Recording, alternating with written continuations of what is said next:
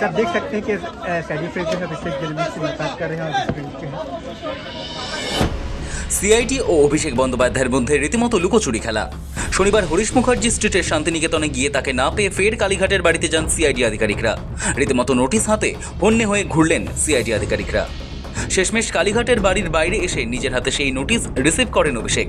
তারপর সেখান থেকে সোজা কালীঘাট আর নোটিশ হাতে দিয়েই স্বভাবসিদ্ধ ভঙ্গিতে সুর চড়ান তৃণমূল শিবিরের সেকেন্ড ইন কমান্ড। জানা গিয়েছে সোমবার দুপুর 12টায় ভবানী ভবনে অভিষেককে তলব করেছে সিআইডি। অভিষেক নোটিশ গ্রহণ করে জানান আইনি পরামর্শ নিয়ে তিনি সব রকম সহযোগিতা করবেন, তবে মাথা নোয়াবেন না। তিনি বলেন ক্ষমতা থাকলে তাকে গ্রেপ্তার করুক। নিশ্চিতভাবে আমার আইনি সহায়তা নেওয়ার অধিকার আছে এবং আমি আমার আইনজীবীর সাথে কথা বলবো, তারা যে পরামর্শ দেবে, এবং আমার তো লোকানোর কিছু নেই। আরে ক্ষমতা থাকলে গ্রেপ্তার করে নিয়ে যান, আপনি কি ভাবেন আমাকে? স্যার আমি আইনত লড়বো, আপনি ফলস কেসে ইমপ্লিকেট করে আমাকে গ্রেপ্তার করবেন, আপনি গ্রেপ্তার করে নিয়ে যান। সিআইডি আপনার, ইডি আপনার, সিবিআই আপনার, কলকাতা পুলিশ আপনার, ওয়েস্ট বেঙ্গল পুলিশ আপনার, নিয়ে যান, আমি তো পালিয়ে যাচ্ছি। অভিষেক জানা গিয়েছে অভিষেকের পর বেলেঘাটার বিধায়ক কুণাল ঘোষের বাড়িতেও পৌঁছে যান সিআইডি আধিকারিকরা। সেখানেও নোটিশ ধরিয়ে দেওয়া হয়। তাৎপর্যপূর্ণ বিষয় হলো শনিবার দুপুরে এই হাই ভোল্টেজ ড্রামার সূত্রপাত হরিশ মুখার্জি রোড থেকে। একটি মামলায় নোটিশ দিতে দুপুরে অভিষেকের শান্তিনিকেতন বাড়িতে পৌঁছয় সিআইডির একটি টিম, কিন্তু সেখানে অভিষেক ছিলেন না। তিনি তখন ছিলেন কুণাল ঘোষের বাড়িতে। বেলেঘাটায় ভোট পরবর্তী হিংসায় নিহত এক তৃণমূল কর্মীর পরিবারের সঙ্গে দেখা করতে গিয়েছিলেন। পরে সেখান থেকে সরাসরি কালীঘাটের বাড়িতে ফিরে আসেন তিনি। সেখানেই সিআইডির হাত থেকে নোটিশ নেন অভিষেক। ওদেরও তো চাকরি করতে হয়।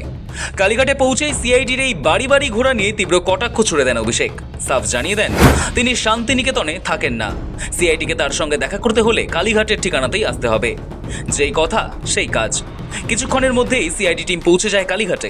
বাড়ির নিচে দাঁড়িয়ে থাকা এক আধিকারিক জানান তারা নোটিশটি সরাসরি অভিষেকের হাতেই দিতে চান। অভিষেকও তাদের অপেক্ষা করতে বলেন এবং পরে নিজে নিচে নেমে এসে সই করে নোটিশটি গ্রহণ করেন। সূত্রের খবর, বিধায়কদের সই জাল সংক্রান্ত মামলায় তদন্তের মুখে পড়তে চলেছেন অভিষেক বন্দ্যোপাধ্যায়। নোটিশ নেওয়ার পর সংবাদ মাধ্যমের মুখোমুখি হয়ে অভিষেক বলেন সিআইডি জানে না তিনি 7 বছর ধরে কোথায় থাকেন, তাদেরও তো চাকরি করতে হয়। সেখানে আমি 7 বছর ধরে কোথায় থাকি সেই তথ্য তাদের কাছে নেই। তো যাই হোক, তাদেরও চাকরি করতে হয়, তারা একটা নোটিশ দিয়েছে, নোটিশটা রিসিভ করেছে। তারপরেই অভিষেক বলেন আইনজীবীদের সঙ্গে কথা বলবেন, প্রয়োজনে আইনি সহায়তা নেবেন। যা উপযুক্ত ব্যবস্থা আমি আমার আইনজীবীর সাথে কথা বলবো, এবং আমাকে যদি কোথাও কোনো সহযোগিতায় দরকার পড়ে তাকে আমি যাব। ধমকে মাথা নত করানো যাবে না। কালীঘাটের বাড়ির সামনে দাঁড়িয়ে কেন্দ্রীয় এজেন্সি এবং বর্তমান রাজনৈতিক পরিস্থিতি নিয়ে তীব্র ক্ষোভ উগরে দেন ডায়মন্ড হারবারের সাংসদ। নাম না করে বিজেপি তথা রাজ্যের বর্তমান শাসক দলকে নিশানা করে তিনি বলেন তার লুকোনোর কিছু নেই।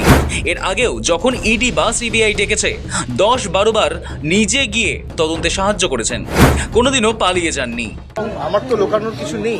আমি বিগত দিনেও যখন আমাকে ইডি, সিবিআই, এমনকি দিল্লিতেও ডেকেছে, আমি সবসময় তদন্তে সহযোগিতা করেছি, কোঅপারেট করেছি।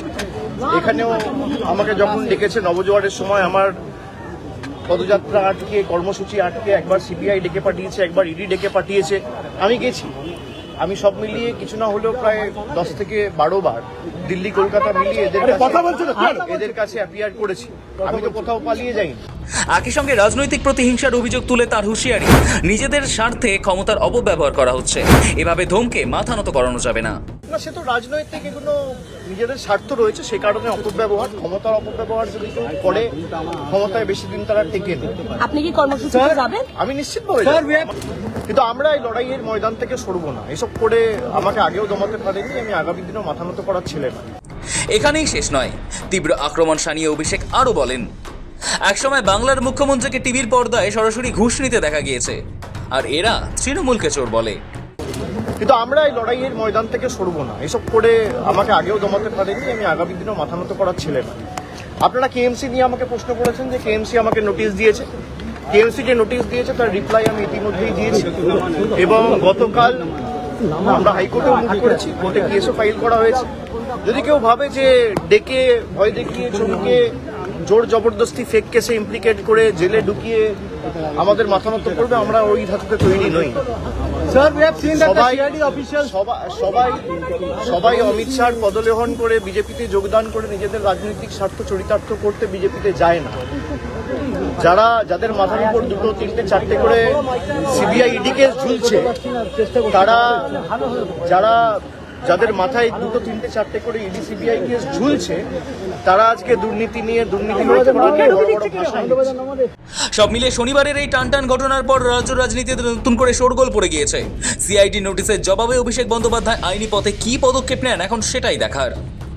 সৌভিক সান্যালের রিপোর্ট, সময় কলকাতা।